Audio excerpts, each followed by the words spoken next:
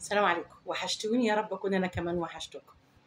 أنا سمعت برنامج لعمرو أديب كان بيتكلم فيه عن الناس الحلوة الحنينة الطيبة اللي بتستغل عبطنا، مش طيبتنا أو حنيتنا أو كلام من ده.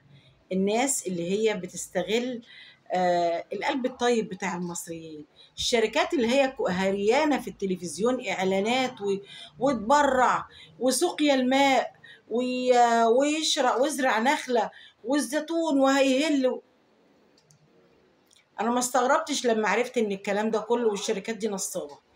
بس اللي انا نفسي اسال سؤال بس، هو الشيوخ الكبار دول اتضحك عليهم وبرضه وقعوا في فخ النصب اللي كلنا وقعنا فيه دوت، ولا الشيوخ دول كانوا بيعملوا حاجه لله بس وهم اللي يعني شربوا نفس المقلب دوت، ولا كانوا بيمصلحوا؟ ده اللي انا عايزه اعرفه بقى. بيقول لك راحوا دهموا شقتين، لقوا الأجهزة ومعرفش إيه والكلام ده كله والحاجات اللي هم بيعملوها، وطابعين كمان وصولات، لأن أنت كمان هم بيوفروا لك الراحة على الآخر.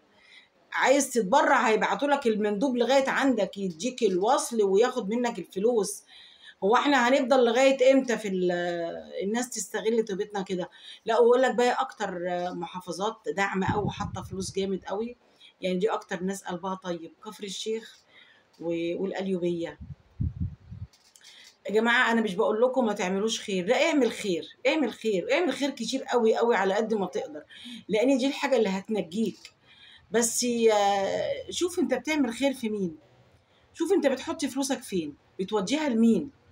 يعني عايز تعمل خير، عندك المستشفيات الحكوميه اللي الناس فيها بتترجى ربنا وبيستنوا، يعني بيستنوا برضو مساعدة أهل الخير، الناس الكويسة.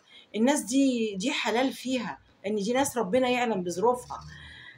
عايز تعمل خير برضو، اعملوا في الملاجئ اللي بتربي الأيتام، اعملوا في اللي هي الدار اللي هي بتاعت الملاجئ، اعملوا في دار المسنين، اعملوا بلاش كل الكلام ده كله. اعملوا في اهل منطقتك، وانت اهل منطقتك خلاص يعني. اما الاقي واحد طالع بيفرق وجبات وعامل فراخ وعامل لحمه وعامل مش عارف ايه وبيفرق وجبات، هو انت اهل منطقتك كلهم شبعوا؟ مهاريين لحمه وفراخ، طالع تتفرق بره؟ طب ما تفرق على اللي جوه.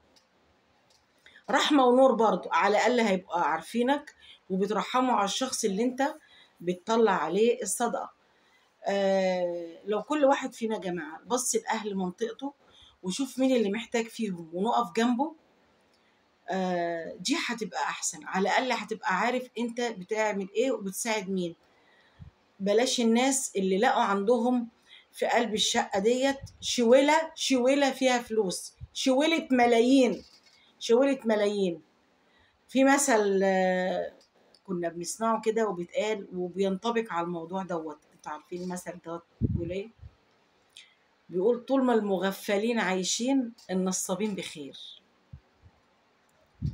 بس ده مش انت مش مغفل، انت حد طيب، حد طيب والله، ربنا يبارك فيك ويزود من امثالك. بس خلي طيبتك دي تروح للناس اللي محتاجين. بلاش نتفرج على الاعلانات اياها، الناس اللي بيتاجروا بعواطفنا دول والحاجات دي. بس انا مستنيه اعرف النتيجه، عشان انا شاغلني قوي موضوع الشيوخ دول، المشايخ ديت، هل هم ضحيه ولا الموضوع كان في سبوبة؟ بس أنا إحساسي بيقول لي إن هم ضحية، لأن الناس دي أنا بحترمها جدا، بحترم المشايخ دي، ومشايخ دي ليها وزنها.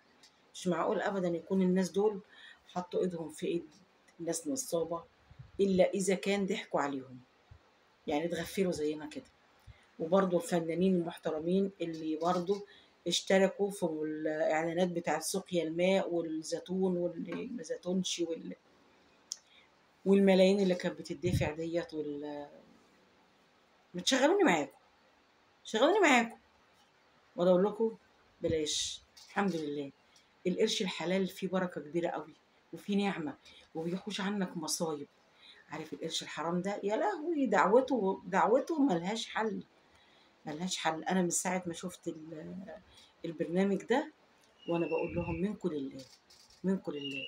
وأمانة عليكم، اللي عايز يطلع حسنة، عايز يطلع صدقة، طلعها للناس اللي حواليك اللي انت عارف ظروفهم، وربنا يكافئك خير يا رب. والنبي تشيروا الفيديو ده عشان الناس اللي بيطلعوا يفنجروا ويتفشخروا ويرموا فلوسهم دول ويرموا الحاجات ديت ازاي اقول وياخد الوصل. يبقى روح وديه في الاماكن المعتمده. عندنا مستشفيات كتير قوي ربنا يعلم بيها، وربنا يشفي اللي فيها يا رب، وربنا يشفي مرضانا بحق جهنم يا رب، يشفي كل مريض. والسلام عليكم، كل سنه وانتم طيبين. السلام عليكم.